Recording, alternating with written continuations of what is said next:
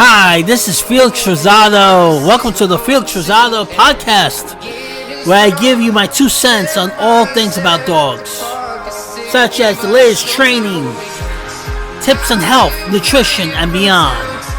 For additional content, watch us on YouTube under Dog Train Beyond. If you need help right away, find us at www.dtbeyond.com. That is www.dtbeyond.com.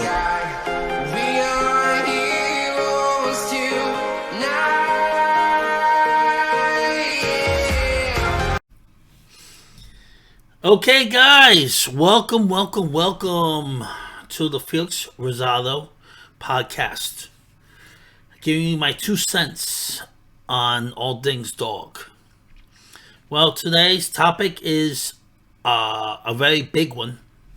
I wasn't sure to mention today because I kind of didn't want to go to the rabbit hole and not come out, because this is one that could definitely take time to really do a justified response on it. The topic for today is e-collars. That's been a big topic in the dog community for a long time.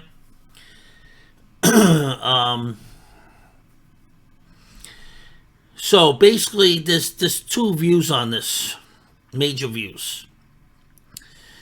So just to explain what e-collar is.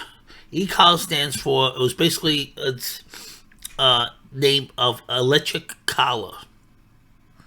E-collar is electric collar. There's a few e-collar brands out there, but the brand that I've been dealing with mainly for I would say probably 6 years, 7 years, something like that. I would say at least about 6 years, 5-6 years.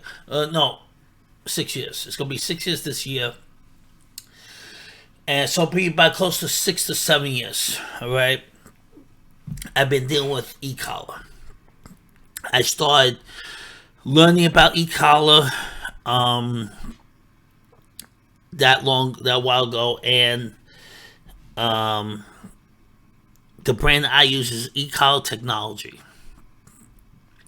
Commonly, one I use most out of their e-collars is the Mini Educator, or the 300.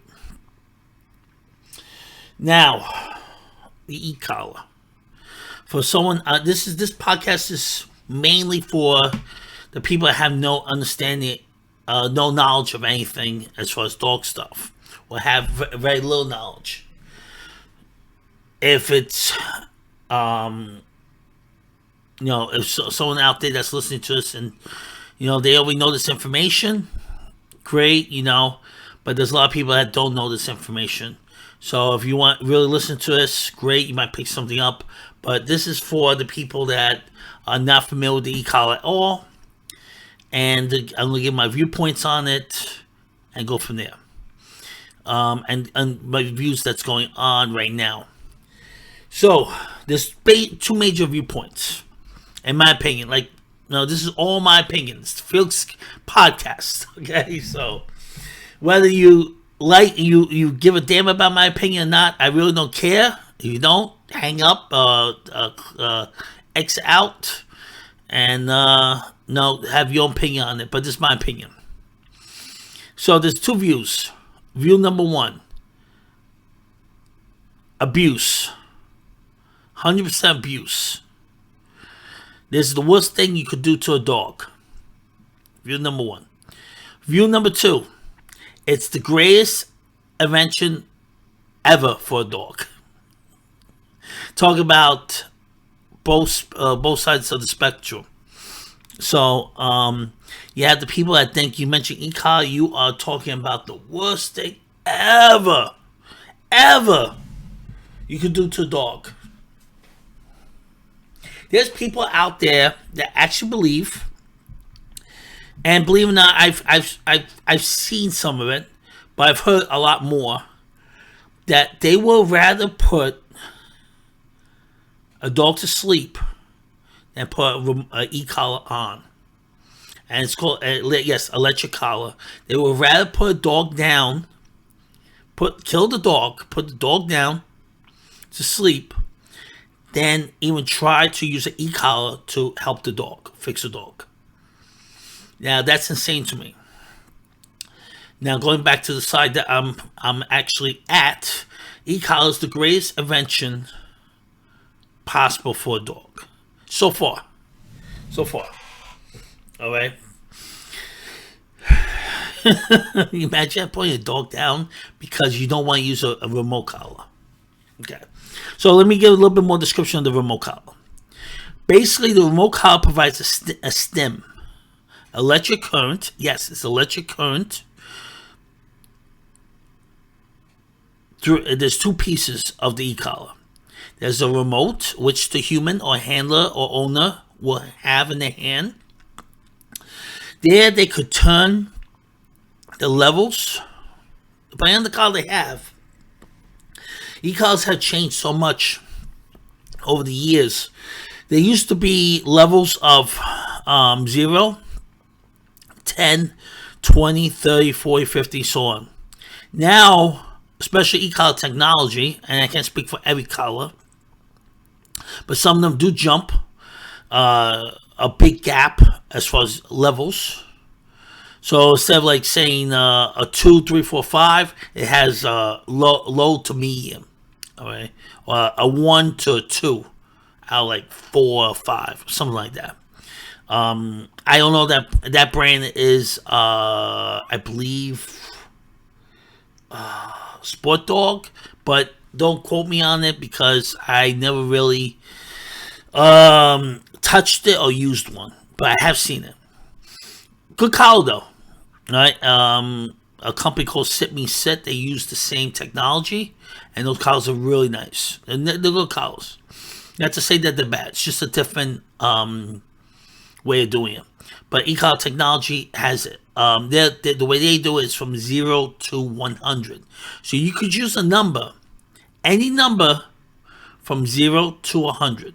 So if your dog works at 4, your dog works at 50, you could choose the number that works for your dog. So it does not have to be like, oh my God, I'm going to die when that dog feels that. It could be, oh man, that sucks, and I better do what I'm told level. Now, one thing too, there's actual science behind this. It's fact. You cannot, and I repeat, you cannot burn a dog using an e-collar. You cannot. You cannot tase a dog using an e-collar. Even if you put it on 100. 100 will suck. That dog will freak out, but it will not be tased. Tased is a lot higher. I have seen people tased. I was in the police department. I have seen people been tased and they've been passed out from being tased. This does not taser them. It does not burn them. Now, what it will do, and people mistakenly don't take me saying uneducated as a bad thing, but these are people that do not know, and especially new owners and people not familiar with the e-collar will not know, and it's not their fault, that they can cause, when they're on the collar, they will be they should be on the muscle aspect of the dog's neck, not the throat. All right.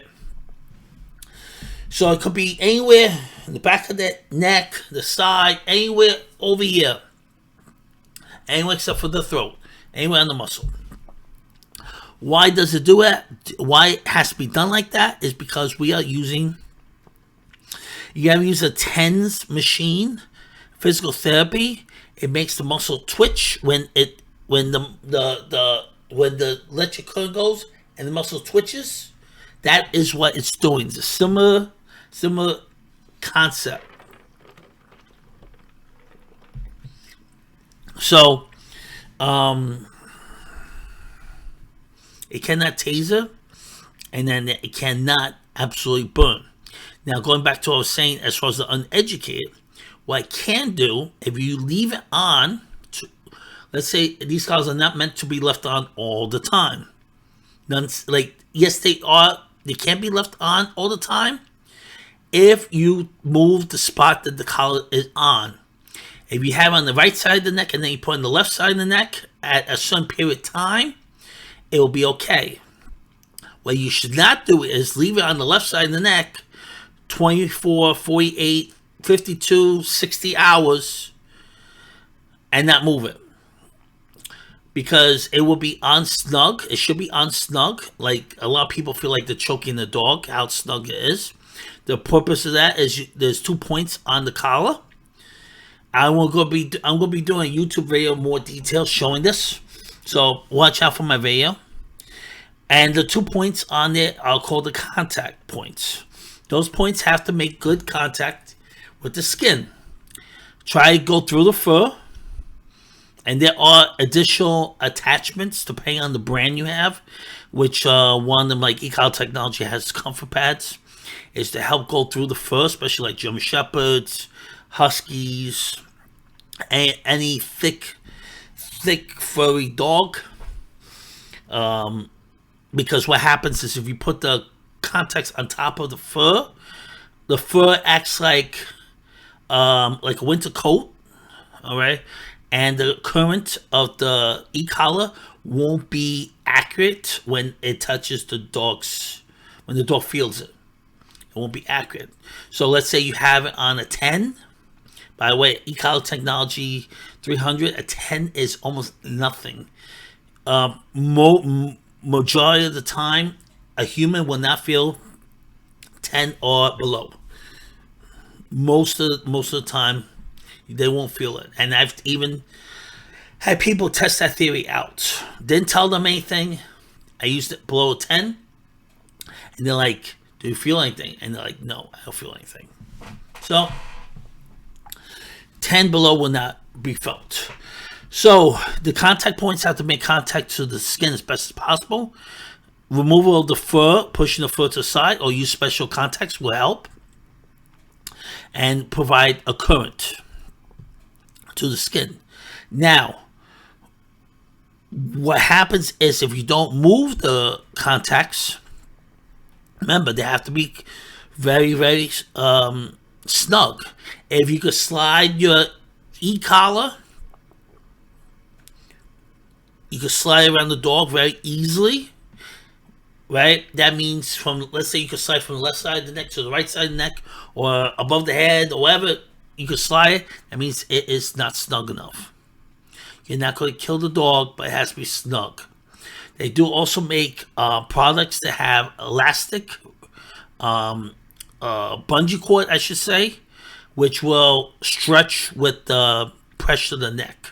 So it will stretch and it will not choke the dog and won't be as bad as if the collar that comes with the e-collar. The collar that comes with the e-collar is more like a belt type of example. And like I said, I will demonstrate more of this when I do my YouTube channel. So people that really want to get more into it, I'll give more details on the YouTube channel, so I could show it better. The purpose of this podcast is more audio more than visual. So I do have visual for my YouTube. I do visual for this podcast, but a lot of the times I'm going to do mainly visual stuff for my YouTube, since the platform is basically for that.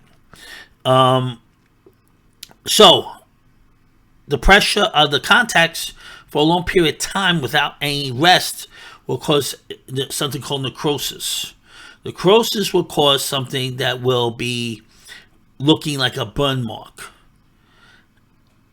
The best thing I could describe close to what it look like is if you ever see a hot spot.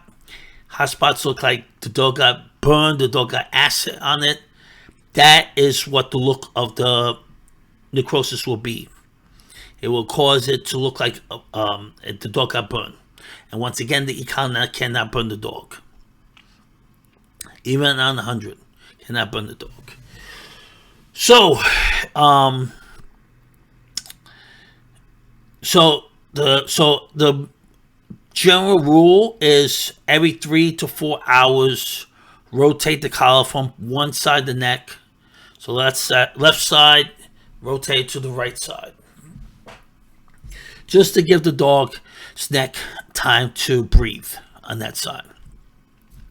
If you stick to that rule, it's not a very hard rule. Um, it's not a hard rule. It really isn't.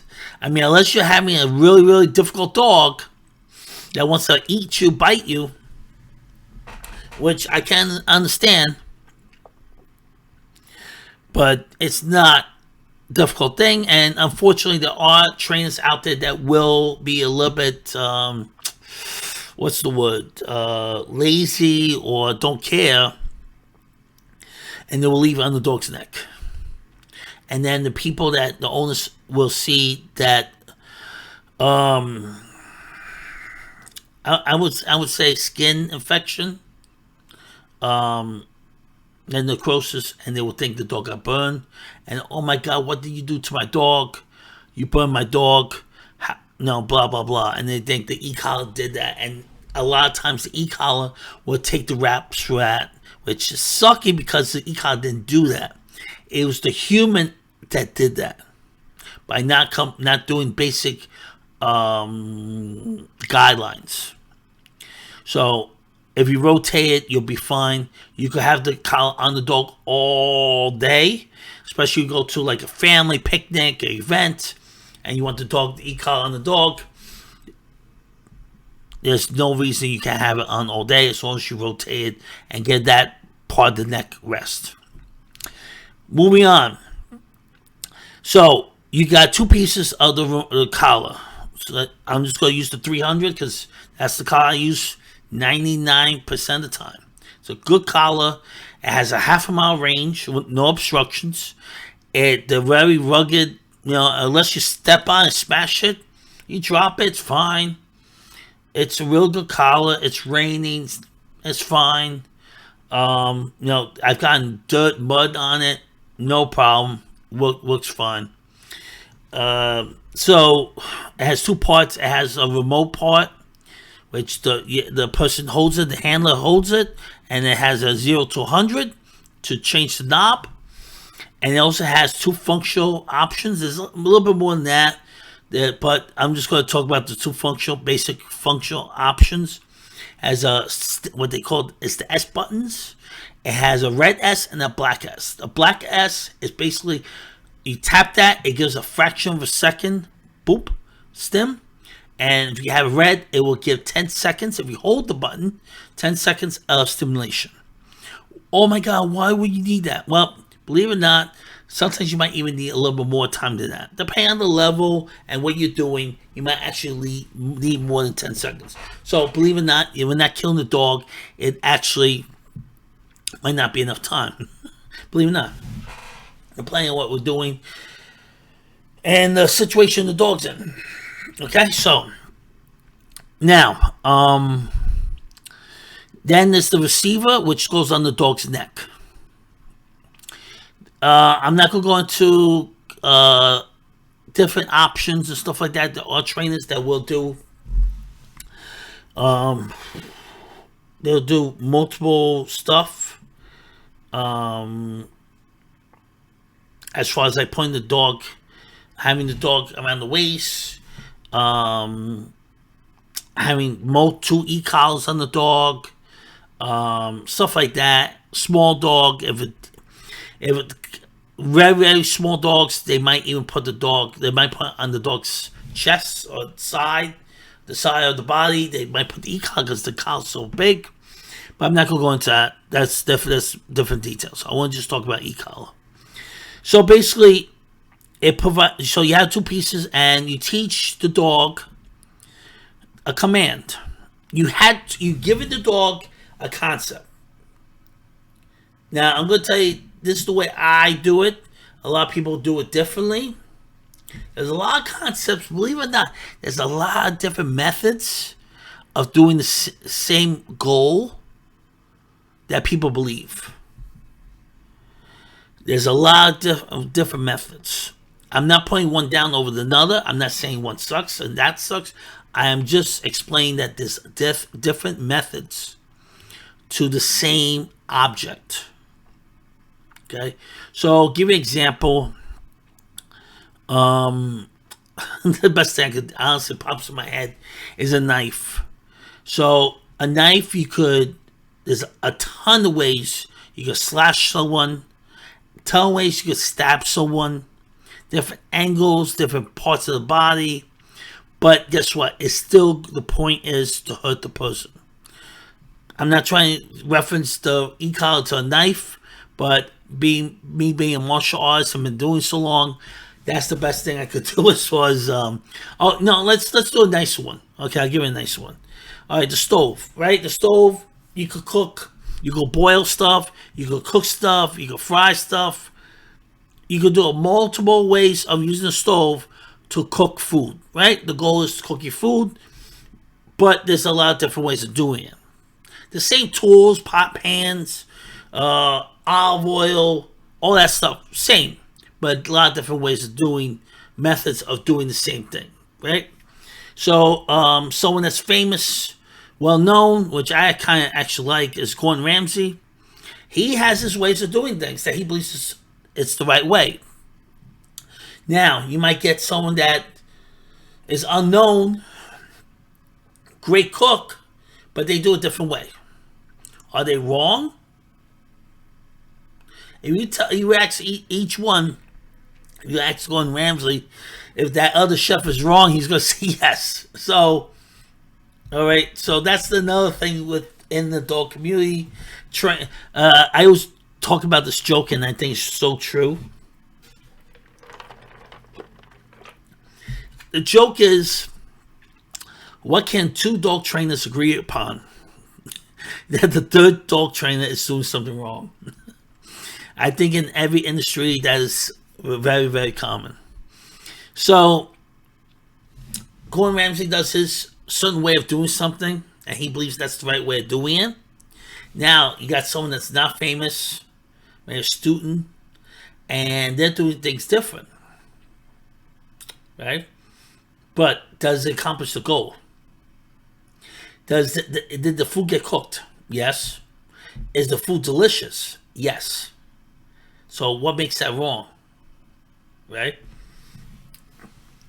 So, in e-com methods, and there's quite a few ways that people do it, and it believes that ways that people believe are the right way and the wrong way, and that we're not doing this, but we're doing that. If that makes sense. So, there's people that believe in conditioning the dog to the e-collar. What does that mean? Basically, that the stim sensation is actually a good feeling. Okay? And then there's people that believe that the stim, no matter what, can never be a good feeling. No matter how much you condition it. All right? And it falls into two categories, right? So it's going to fall into reinforcement, not positive reinforcement, but negative reinforcement, and punishment, depending on the way you use it, right? So it's going to be falling into punishment or negative reinforcement. What the hell is that? What are you talking about, Felix? Remember, if you were listening to my podcast, I hope you guys are, I was talking about a while ago, operative conditioning. Operative conditioning is not something I made, scientists made. And I studied quite extensively. I studied it. So I'm not expert by no means, but I am more knowledgeable than a lot of other people in that area. So going back to the way people believe, they believe that you're supposed to condition the dog and then based upon that, teach a dog the command with the sensation, and then later on when the dog makes a mistake, they just feel the sensation. So the way I do it is and it's worked for me, I use a combination of a lot of that stuff. Depending on the dog, everything I do is always depending on the dog. let's just say, I'll give you an example. I get massages. I got a bad back. I got muscle aches. I got everything, tightness, and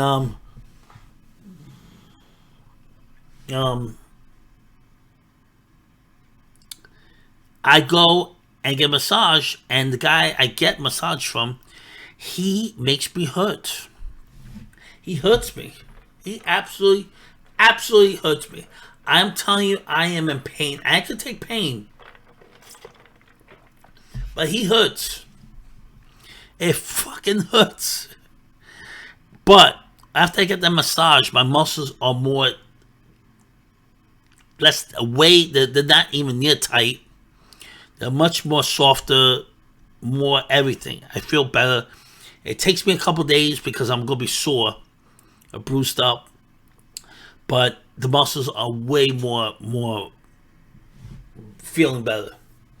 Now I go to someone else, and they give me a massage, and I don't feel pain, but I might enjoy the massage, right? It might feel good, but unfortunately, I didn't get anything out of it that I needed to get out of it. So I might have enjoyed it, but did I get the results I need? So when you're doing, I believe when you're working with a dog, and who the hell are you? Well, once again, this is the Fix podcast. So you're listening to my stuff. If you don't, change it. What do you want me to say? You know, he's totally wrong, blah, blah, blah, right? I believe every dog is different. I think you should design the program based upon the dog and what works for the dog while working with the dog. So I might do some conditioning.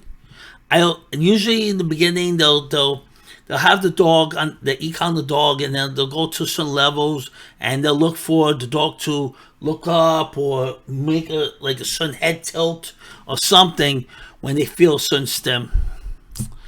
I honestly, I don't even do that. I go into the actual first thing. Let's start again. I teach the dog the command already. I get familiar with what we're doing the task.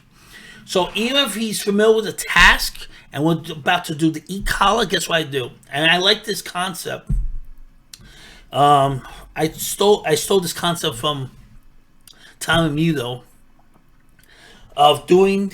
Let's say I have the dog place, and I'm out to teach the dog e-collar. So I would have the dog place without the e-collar a few times.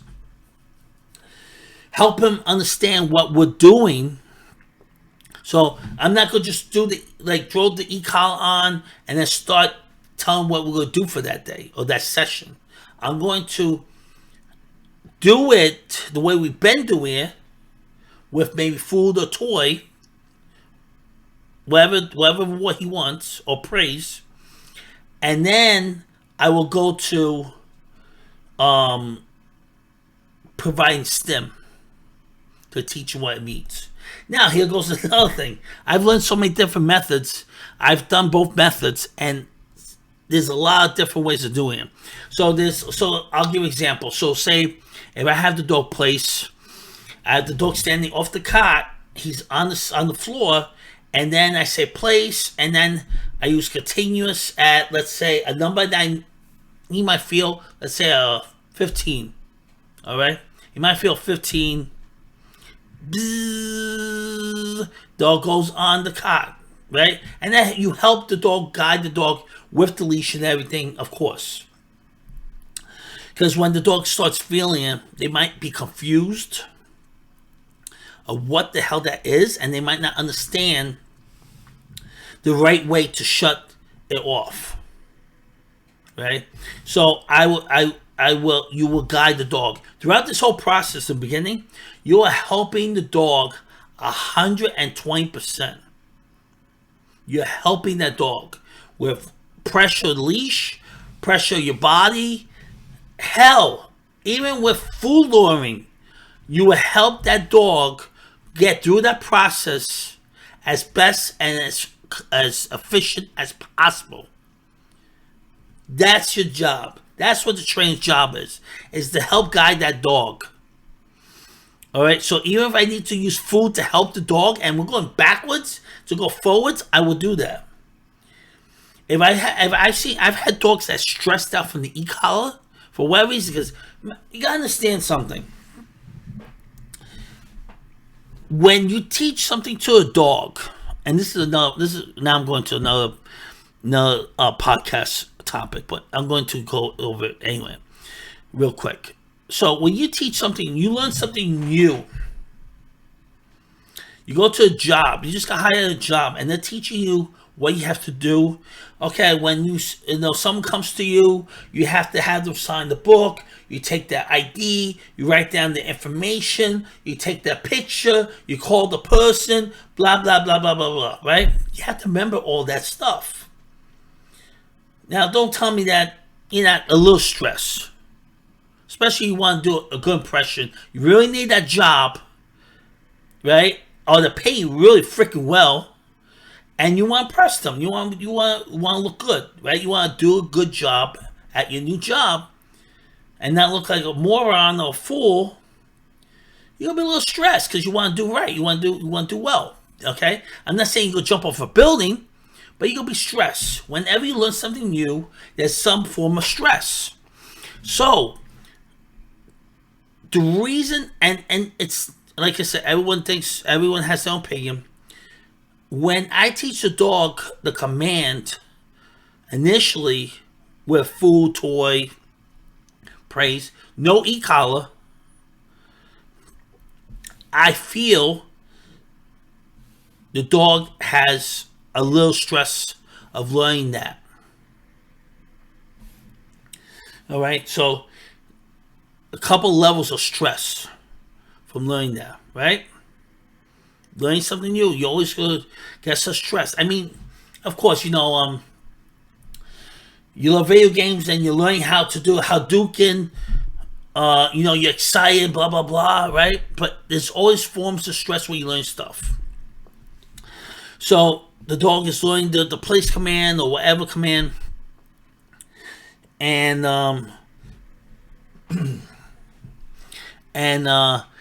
you put that dog under stress teaching that command, right? Now the dog is familiar with the command. Now you add the e-collar, which is more stress. What the hell is this? I never felt anything like this in my life. What does it mean? And you provide an answer. And eventually, guess what? That stress goes away. It will go away. So the dog will understand what they're supposed to do or go, how to answer the question. That stem is a question. A question? What the hell are you talking about? A question? Yeah. It's telling you what are you supposed to be doing right now. Right? Right? I say come. Why are you not here? Deep. Okay. I'm coming. That's the answer, right? Oh, I don't feel anymore. Oh, I'm supposed to place. Okay, D. I feel. Okay, I'm gonna place. That's the answer. So when you initially teaching dog, okay, you're supposed to place when you feel this because you're not doing it. You broke off. You're giving them the answer by guiding them with the leash. So that's one way of doing it. Now, going to a different way, a different method, and it works pretty good, is using it as more of negative reinforcement. Right? I say place, the dog places, and then they come off. Say nope, place. The dog places. Oh, okay, that's how it's done. Okay. So after a while, they start understanding that. You start teaching that to them. And at no means is any of this going to be high enough that it's going to make the dog jump to the ceiling or make the dog feel like it wants to kill itself or it's going to die. All right? So at no point. None of that. Now, so those are two different concepts that's used in two different philosophies in the dog training world. One is to get the condition the dog to the command, and once you know the command, now you're gonna get corrected. You're gonna get negative reinforcement for breaking that rule.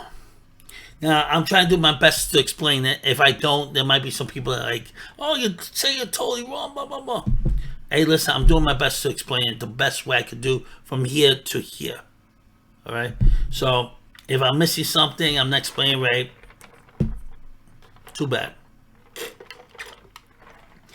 So those are the basic two concepts. Now, why is this thing so horrible that I forgot. And there's another view out there. If you are using the e-collar, get this, you are not really training your dog. Oh, so use the e-collar. You're not really training. You're cheating. You cheat. You're not really training your dog. I said, what? You're telling me I had to teach the dog the command, and so you understand, a lot. There's people out there, there's trainers out there that will teach, instead of teaching the command on its own and then the e-collar, there's ones that will do both at the same time. Once again, I'm not saying it's wrong, unless I see that dog is really stressing out or something like that. There's a lot of dogs that can handle that, and it could be done if you do it the right way. I'm not saying it's wrong, but I'm just saying that's not the way I do it. I might have done it sometimes, it's been successful based upon the dog, but usually I will teach the commands first. All right, we get that. But there's people out there, even trainers and non-trainers, that will say that if you use the e-collar, you're not really training your dog.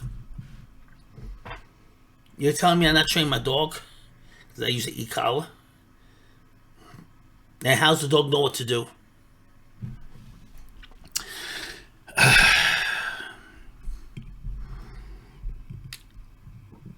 Once again, it's people that are uneducated on the topic and uneducated, or they're just blinded. They have a certain view and they're blinded. I hope I'm not offending anyone. I'm sorry if I am. If you've been training dogs for 50 years and you don't believe in e-collars and you think it's a piece of junk, or it's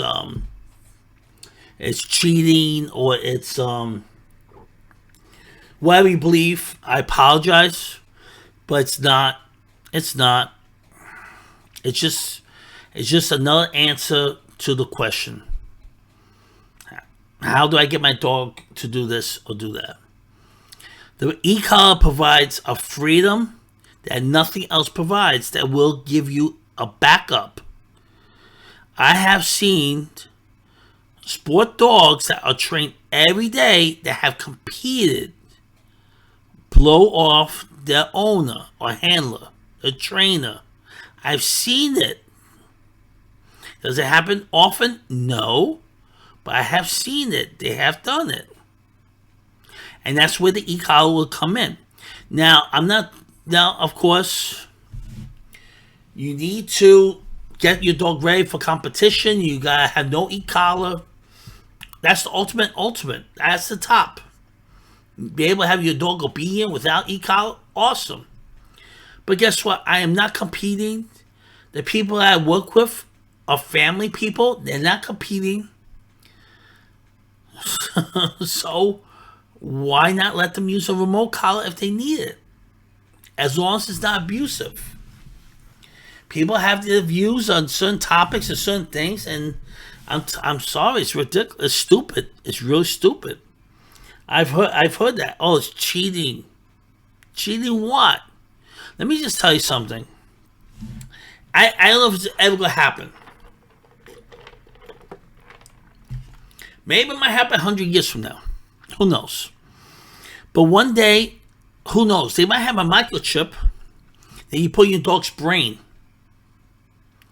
And that dog will know how to do everything and listen to you and all that Of course, no side effects. The dog lives a happy life. There's no making the dog older. There's no damaging the brain or like that. I'm talking about the perfect thing. There's a microchip out there in the future. All you have to do is take your dog at a certain age, let's say 1 year old, and the dog, the vet inserts that chip, and now the dog is fully obedient, off leash, all the commands, listens to you, everything, doesn't jump, all the stuff that you wanted. Is that cheating? Is that really now you gonna say that's cheating? That's technology. That's moving forward. That's moving forward, people. So there's a time that there's a freaking the wagons and the carts, and they were pulled by horses. So you telling me using an automobile is cheating? Yeah, I said that back then too. Who knows? I didn't live back then. I don't know what they said. Maybe they said that was cheating too. But that's technology.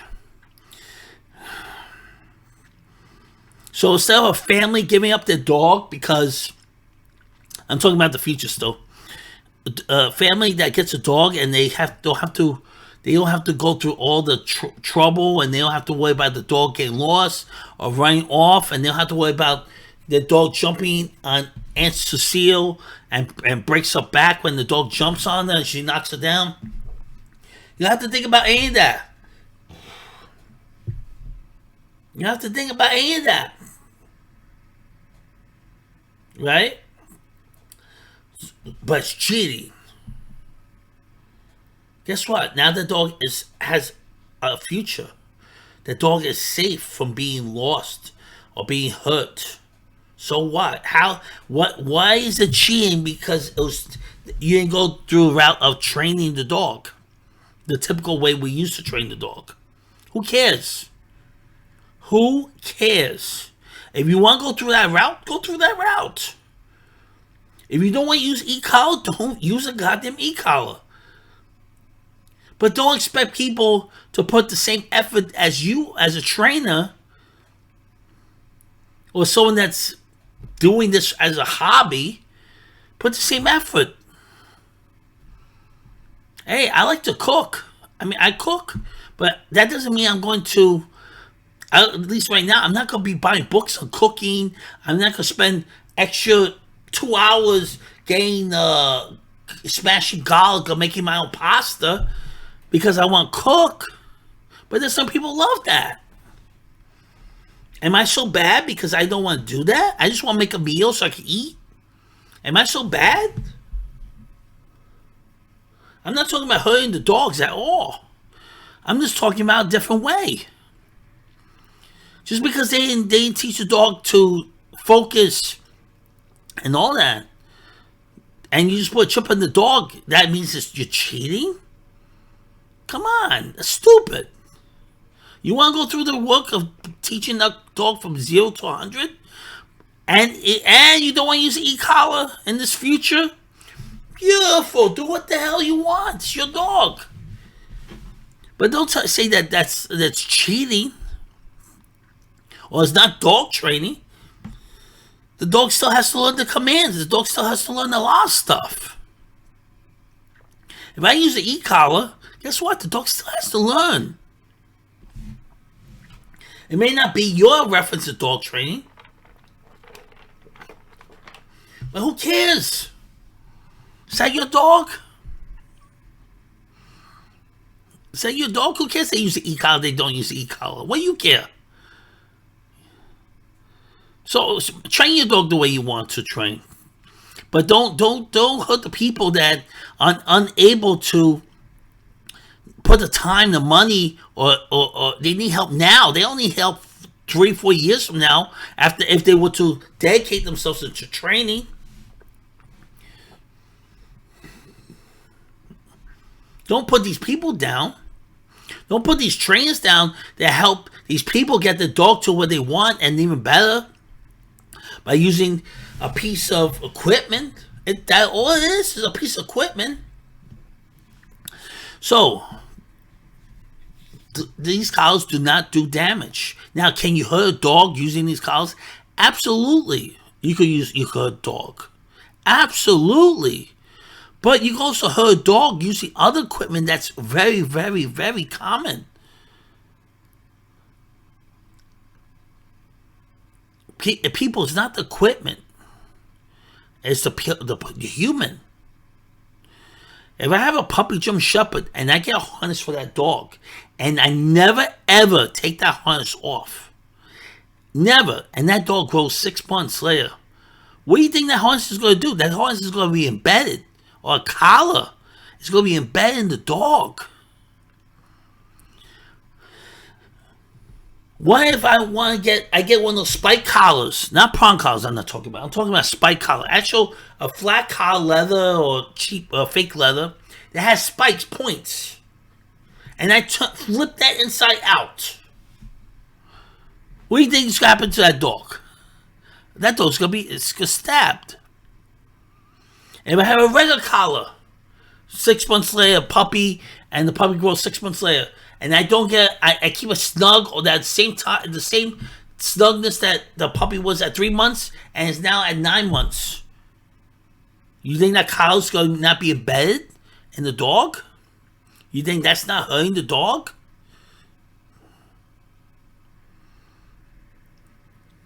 Now, yeah, I do agree that there's if you don't know what you're doing, seek out a professional. Number one, simple. You don't know what the hell you're doing, either learn the information one way or another. I don't care if you learn it through a book, and the one thing that matters is that you're not hurting the dog. I don't care what way you do it. Don't hurt the dog. Don't damage the dog. Don't hurt the dog. That's all that matters. Make that dog happy, but don't hurt the dog.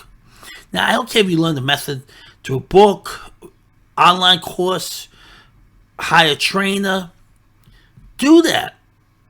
But don't put the equipment down because, I train my dogs without e-collar and they respond very well. And this person, who cares? I personally have, for a fact, saved dogs from being rehomed. Save dogs that have gotten lost or hurt, with e-collar being being the tool. What do you say about that? Oh well, blah blah blah. Yeah, bull crap. Bull crap.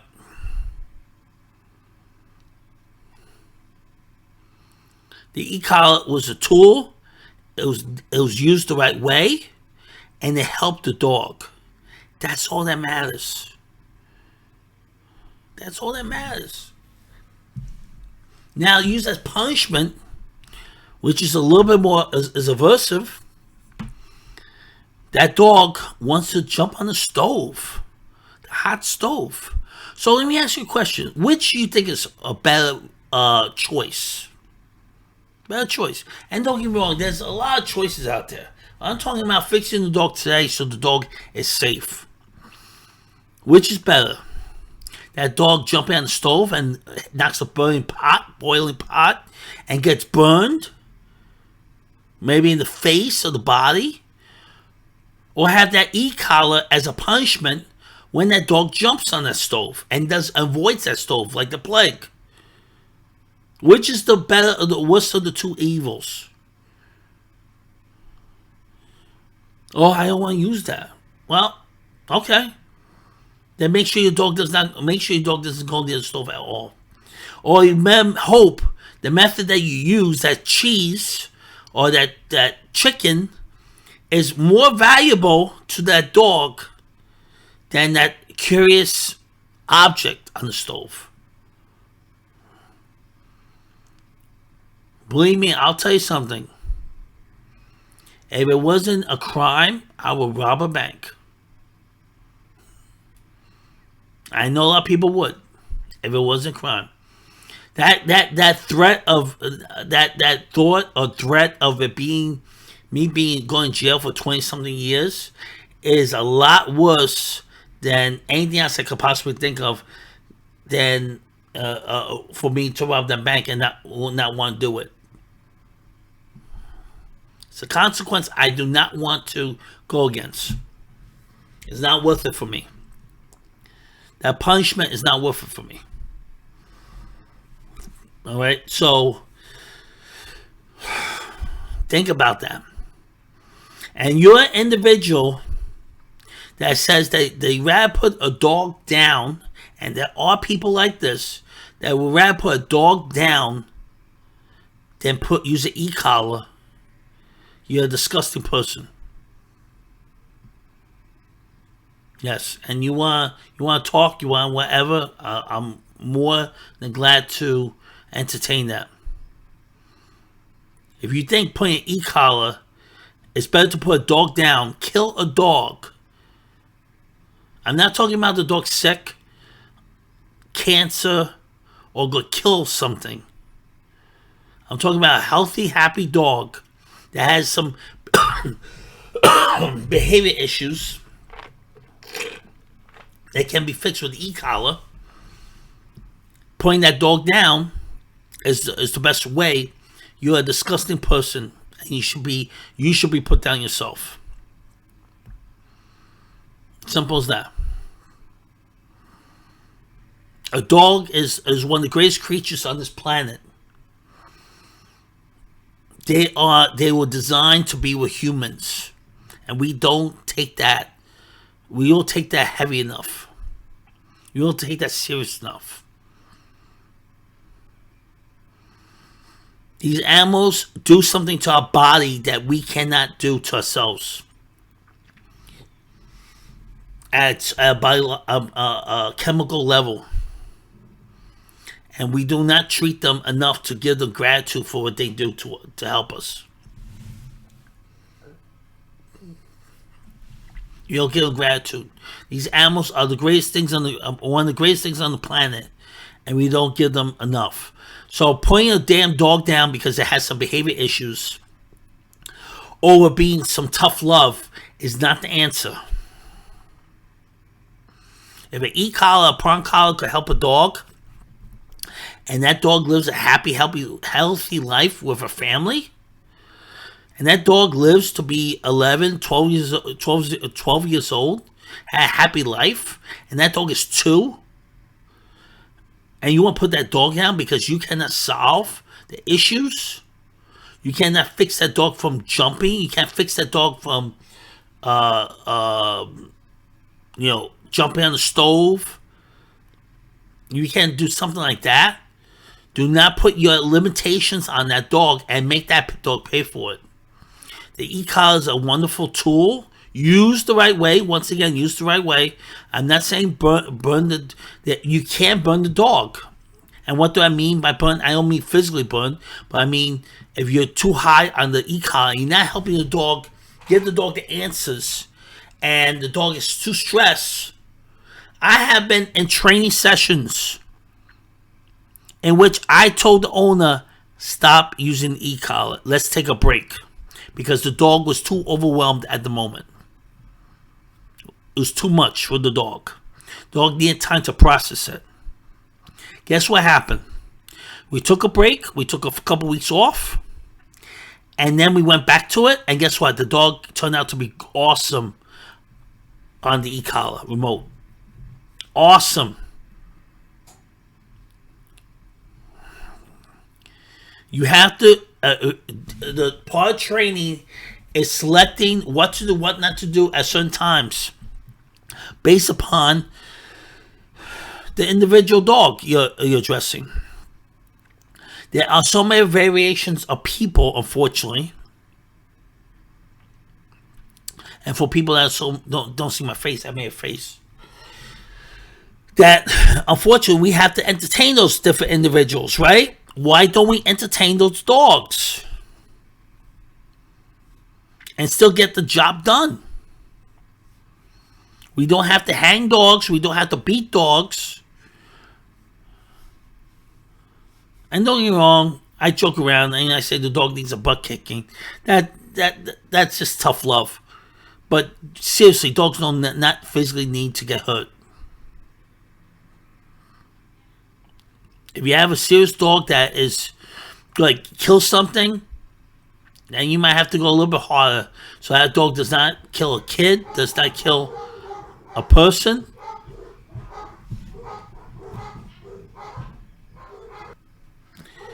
So if that dog has to be put down for those reasons, and a little tough, a little bit hard, the dog works fine, or find a solution that will work.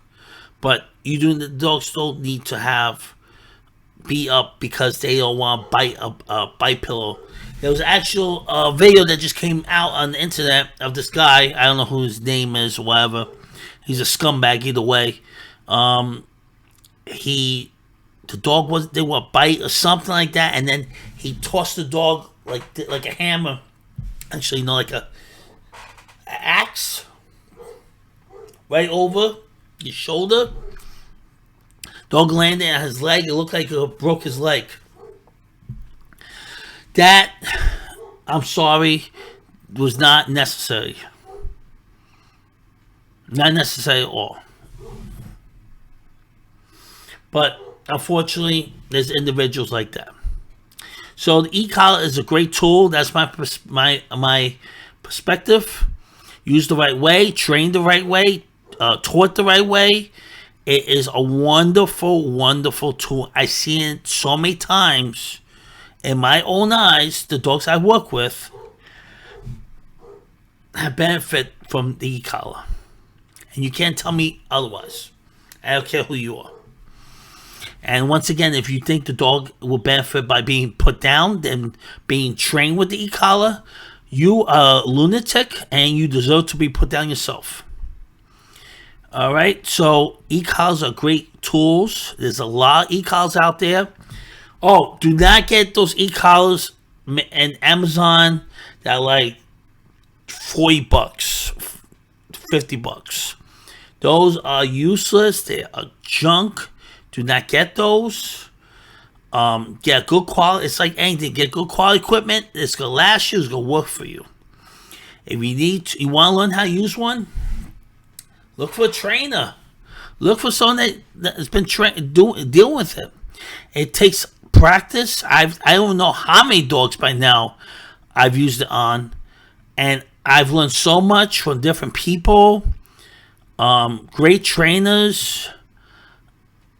It's really amazing how many variations you could do with the same piece of equipment.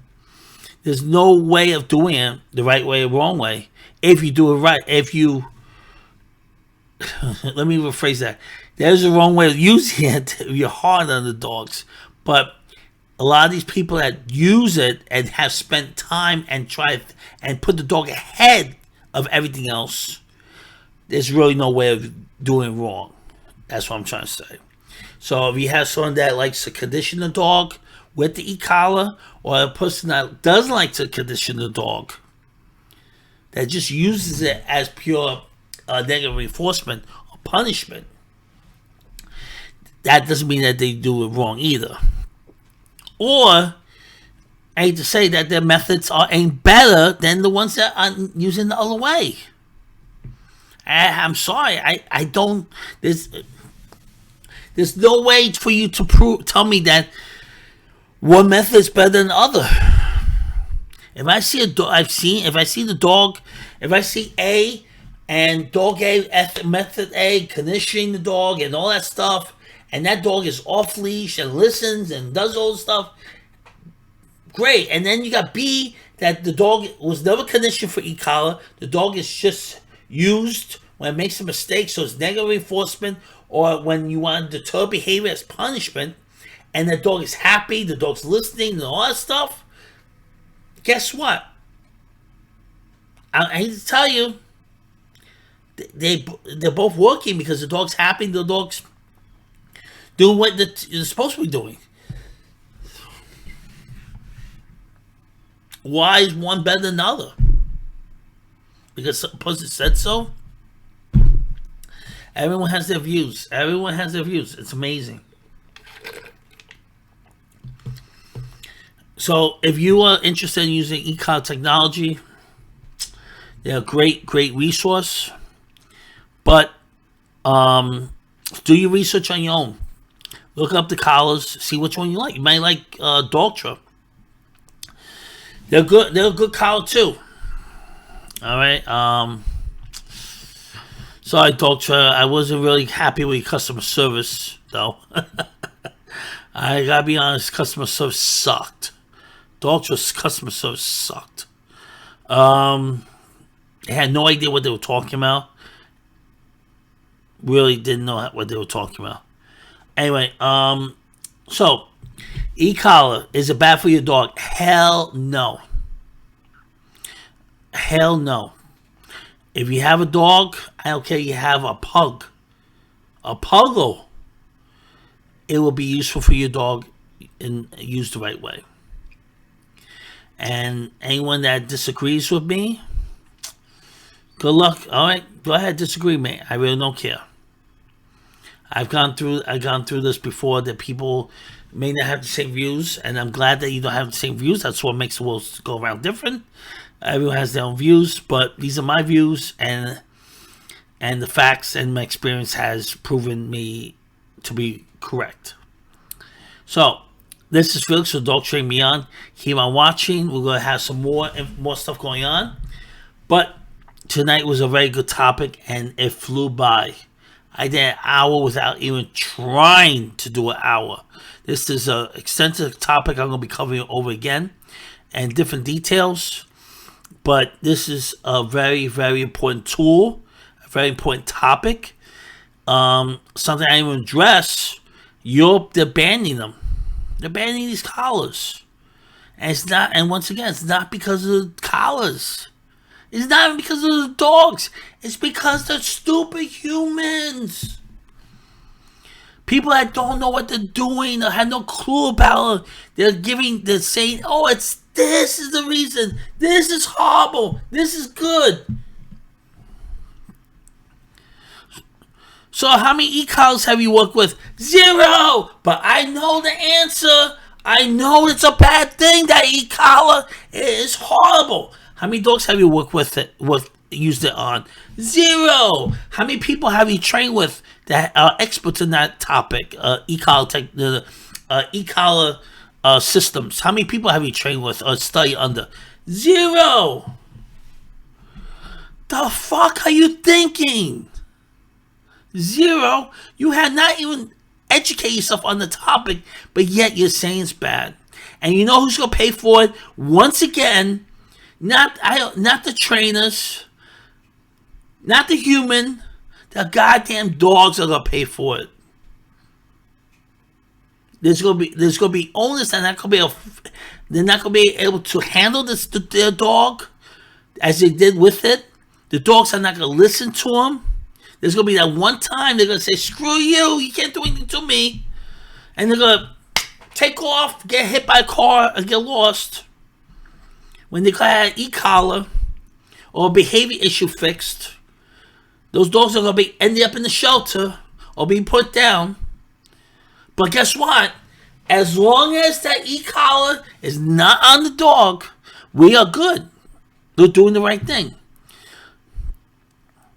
Let me tell you something. One dog put down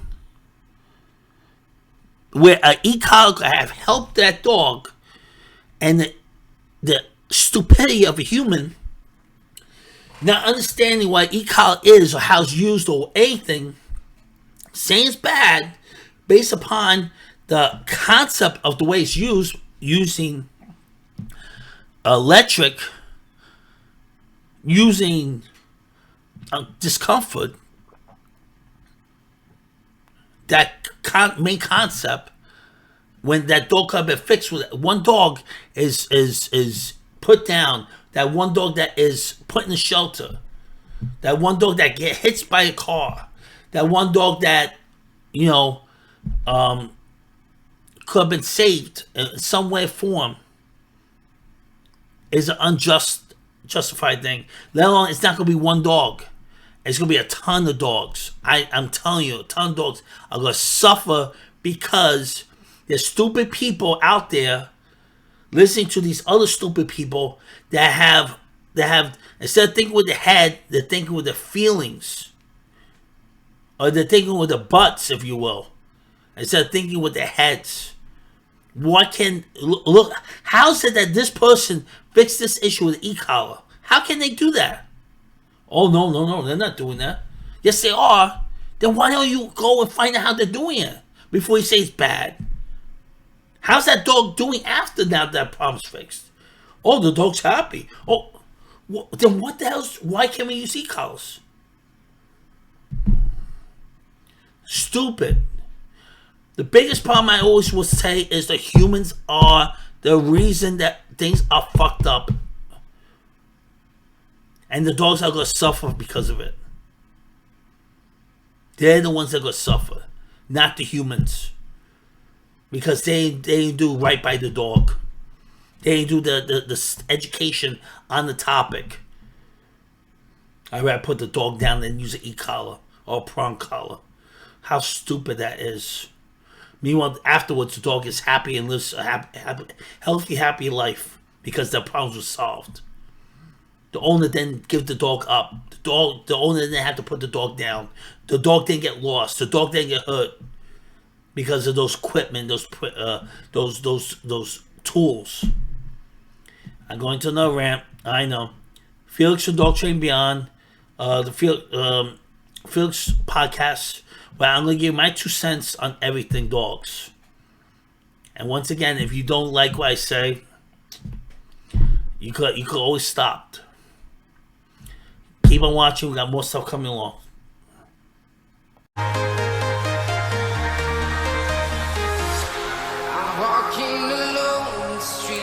You've been listening to the Felix Rosado podcast. If you enjoyed this podcast, please consider giving us a positive review on iTunes or whatever platform you are listening to. If you want more content about dog training, health, nutrition, be sure to visit my YouTube channel, Dog Train Beyond. But if you need immediate help, contact us at Dog Train Beyond website, and that is www.dtbeyond.com, www.dtbeyond.com.